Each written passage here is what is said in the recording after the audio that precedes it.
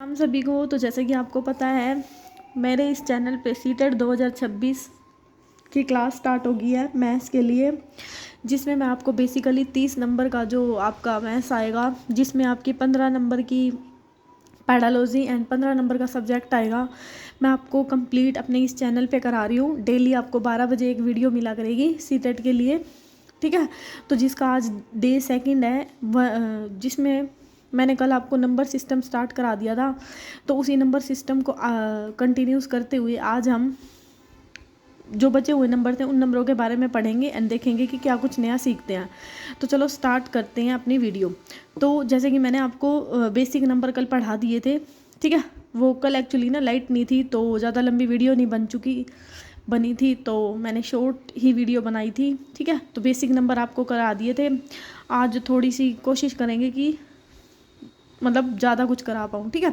तो चलो स्टार्ट करते हैं। आपका जो एडवांस नंबर थे, बेसिक नंबर मैंने आपको बता दिए थे। एडवांस नंबर में ना आपके आते हैं को प्राइम नंबर।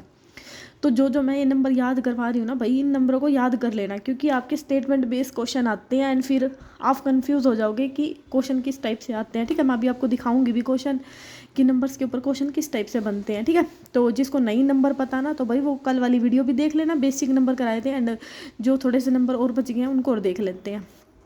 तो को प्राइम नंबर कौन से होते हैं? वो नंबर जिनका एचसीएफ क्या होता है? 1। अब एचसीएफ क्या होता है? एचसीएफ का मतलब होता है हाईएस्ट कॉमन फैक्टर, ठीक है। वो क्या होता है? 1। अब जैसे मैंने यहाँ पे ले लिया कि 2 और 3 में सबसे पहले तो डिफरेंस देख लो। डिफरेंस क्या होगा? 1 का। और इन दोनों का एचसीएफ कितना होगा? 1। दोनों क्या नंबर हो गए? को प्राइम नंबर, ठीक है। इसी तरह अगर मैं 7 और 9 का ले लूँ, तो 7 और 9 का आपका एचसीएफ कितना हो जाएगा? 1। क्या वो को प्राइम है? नहीं। क्यों नहीं है? क्योंकि उन दोनों का डिफरेंस 1 नहीं है, क्योंकि इसमें ना कंडीशन होती है, ये भी ध्यान रखना कि कोई भी नंबर को प्राइम तब होगा जब उनका डिफरेंस क्या होगा? 1। अगर मैं आपको बोलूँ 4 और 5 का को प्राइम कितना होगा? 1।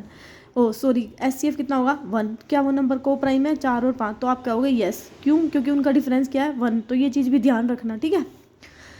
होप सो अब आपको को प्राइम समझ में आ गया नंबर, ठीक है। उसके बाद नंबर में ना हमारे और नंबर आते हैं, जैसे कि मतलब बेसिक नंबर कल हो गए थे। एडवांस नंबर में अब हमारे इमेजिनरी नंबर आते हैं। इमेजिनरी ना बेसिकली आपके सिलेबस में नहीं है, ठीक है, बट आपको थोड़ा बहुत पता होना चाहिए। जैसे आप अगर आपने 11th वगैरह में थोड़ा बहुत पढ़ा है, तो इमेजिनरी नंबर होते हैं जो हमारे ना आयोटा की फॉर्म में होते हैं, सिंपली जिसकी नोटेशन होती है A+ आयोटा भी, ठीक है। इसमें इतना कुछ याद नहीं करना, क्योंकि ये नंबर नहीं है हमारे सिलेबस में। तो ये है हमारे सिलेबस में। अब नंबर्स में आते हैं हमारे रियल नंबर। सबसे पहले तो रियल नंबर होते क्या हैं? वो सारे नंबर, ध्यान से सुनो मैं जो बोल रही हूँ, वो सारे नंबर जिन नंबरों को हम नंबर लाइन के ऊपर ले सकते हैं, जिसमें हमारे पॉइंट वाले भी इंक्लूड हो जाते हैं, बिना पॉइंट वाले भी इंक्लूड हो जाते हैं हमारे, और क्या बोलते हैं, रूट वाले भी इंक्लूड हो जाते हैं, विदाउट रूट वाले भी, पॉजिटिव भी, नेगेटिव भी। कहने का मतलब है एक नंबर लाइन पे जितने भी पॉइंट है ना, उन सबको क्या बोलते हैं हम? रियल नंबर, ठीक है।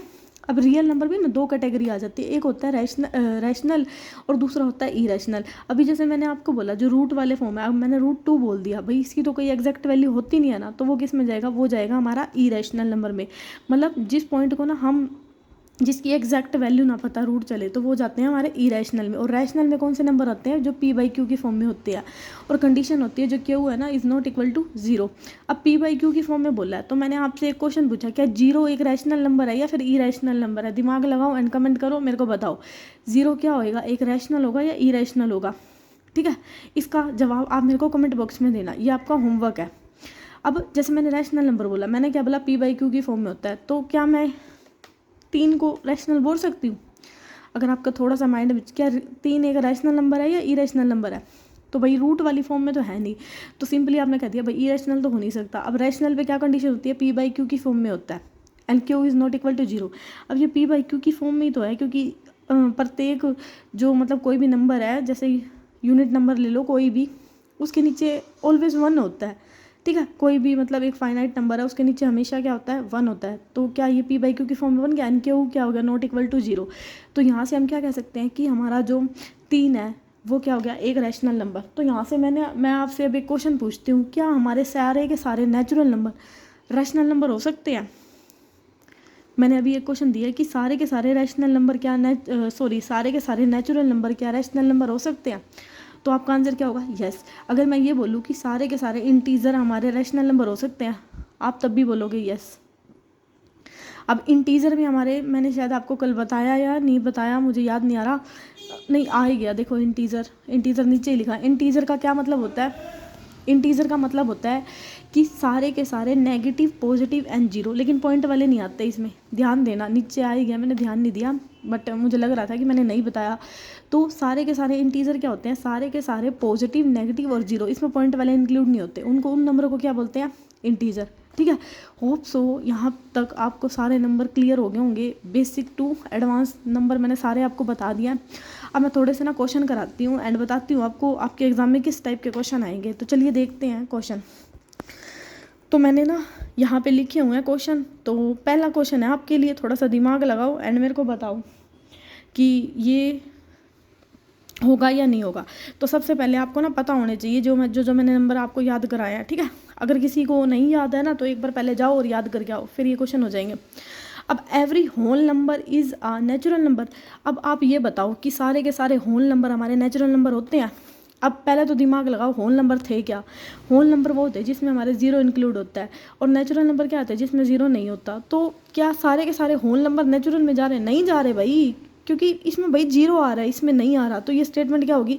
फॉल्स। ठीक है, इसी टाइप के क्वेश्चन आते हैं आपके स्टेटमेंट बेस्ड, एंड पूछ लिए जाते हैं। आपको दो कंडीशन दे दी होगी और फिर ऑप्शन में दे दिया होगा स्टेटमेंट 1 ट्रू है, स्टेटमेंट 2 या बोथ ट्रू है, या दोनों में से कोई ट्रू नहीं है। समझ रहे हो ना? तो ये ऐसे ही क्वेश्चन आएंगे। तो ध्यान रखो नंबर सिस्टम में किस टाइप से क्वेश्चन बनेंगे। ऐसे क्वेश्चन बनेंगे तो अपने सारे नंबर अच्छे से कर लो। अब मैंने दिया कि every integer is a rational number. अब थोड़ा सा दिमाग लगाओ, पहले तो इंटीजर बताओ क्या होते थे? जो सारे के सारे पॉजिटिव, नेगेटिव और जिसमें जीरो भी इंक्लूड होता था। ठीक है, अब रैशनल कौन से होते थे? जो p/q की फॉर्म में होते हैं। तो यहाँ से ये सारे नंबर इसमें चले जाएंगे ना इंटीजर में, क्योंकि इसके सब के नीचे 1 हो जाएगा। पॉइंट वाले तो है ही नहीं इसमें, इसके नीचे 1 हो जाएगा। तो हम यहाँ से क्या कह सकते हैं? Yes, this statement is true. समझ में आ रही है ना?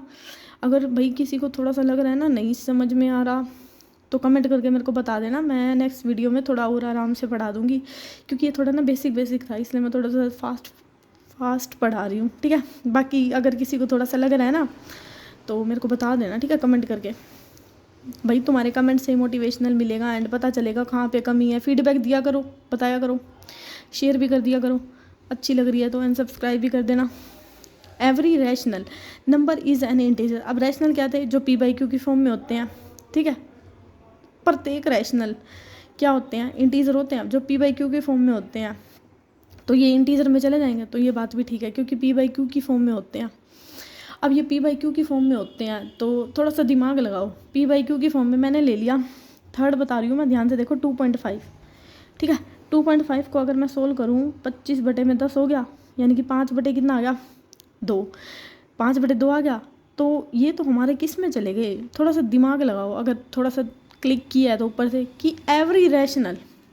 अब भाई ये तो पॉइंट में चला गया, लेकिन इंटीजर में तो पॉइंट आते ही नहीं, तो ये स्टेटमेंट क्या होगी? फॉल्स। ठीक है, समझ गए ना कैसे फॉल्स होगी? Zero is a rational number. ये इसका कमेंट ना आप, मतलब ये मैंने शायद आपसे पूछा भी है, ये वाला को, इसका जवाब ना मेरे को कमेंट बॉक्स में देना, क्या जीरो एक रैशनल नंबर है? ठीक है, every integer is a whole number. प्रत्येक इंटीजर हमारा होल नंबर होता है। तो हो सकता है, क्योंकि इसमें ज़ीरो इंक्लूड होती है। अब इसने कहा है कि सारे के सारे इंटीजर हमारे होल नंबर में आ जाएंगे। थोड़ा सा ध्यान से देखो, थोड़ा ना क्लिक करो अपने माइंड में कि कौन सी स्टेटमेंट फॉल्स क्यों हो रही है। ये तभी होंगे जब आपको ऊपर वाले याद होंगे सारे नंबर, इसलिए मैंने नंबर याद करवाए थे। समझ गए ना आप क्यों नंबर याद कराए थे?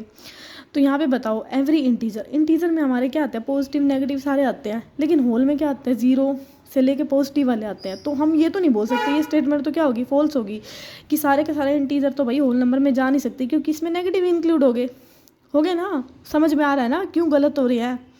ठीक है, अब हमारा जो लास्ट क्वेश्चन है उसमें दे दिया every rational number is a whole number. अब रैशनल नंबर क्या थे? p/q के फॉर्म में थे, एंड मैंने अभी बताया 2.5, यानी कि इसमें पॉइंट वाले भी इंक्लूड हो जाते हैं, जो मतलब हमारे नॉन टर्मिनेट, अभी ये टर्मिनेटिंग एंड नॉन टर्मिनेटिंग का आगे कंसेप्ट आएगा। तो ये हमारा ना टर्मिनेटिंग है। टर्मिनेटिंग का मतलब होता है जो एक पॉइंट पे आके ख़त्म हो जाए, मतलब जो किसी भी नंबर से ना पूरा डिवाइड हो जाए। जैसे 1/2 है, पूरा डिवाइड हो गया, क्या आंसर आएगा? 0.5, यानी कि मतलब एक पूरा पॉइंट में ना एक पूरा नंबर मिल गया। अगर मैंने 1/3 लिखा तो वो 0.3333 अप टू चल रहा है, तो वो नॉन टर्मिनेटिंग होता है। ठीक है, ये मैं थोड़ा सा आगे बताऊंगी। अगर किसी को नहीं पता तो मैं यहाँ पे वही लगाने की कोशिश कर रही हूँ। Every rational number is a whole number. अब होल नंबर तो क्या होते हैं, जो हमारे 0 से स्टार्ट होते हैं। इसने कहा है कि सारे के सारे रैशनल नंबर इसमें चले जाएंगे। भाई इसमें तो पॉइंट वाले भी आगे कैसे चले जाएंगे। अगर देखो मैं ऐसे क्यों बोल रही हूँ चले जाएंगे, आपने सिलोजिज्म पढ़ा है ना, थोड़ा बहुत तो पढ़ा होगा भाई, EMRS में आएगा, पता है ना। तो उसमें सिलोजिज्म में आता नहीं है सारे डॉग्स कैट है, मतलब थोड़ा बहुत अगर पढ़ा है तो यहाँ पे वही कंसेप्ट लगा कर देख लो कि क्या सारे के सारे रैशनल नंबर होल में चले जाएंगे, नहीं जाएंगे भाई, इसमें पॉइंट वाले इंक्लूड हो रहे हैं।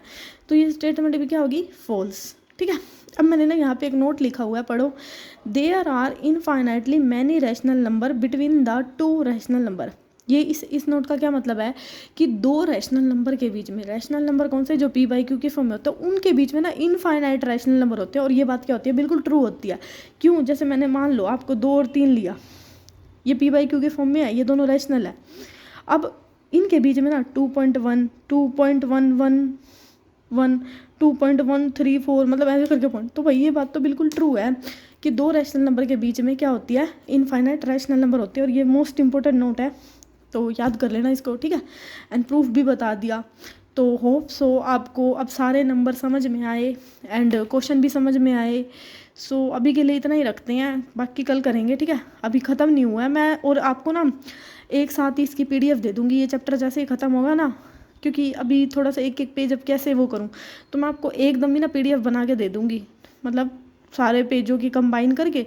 अगर आपको PDF वगैरह चाहिए तो आप मेरा टेलीग्राम ग्रुप ज्वाइन कर लेना, यूट्यूब के डिस्क्रिप्शन में मिल जाएगा लिंक।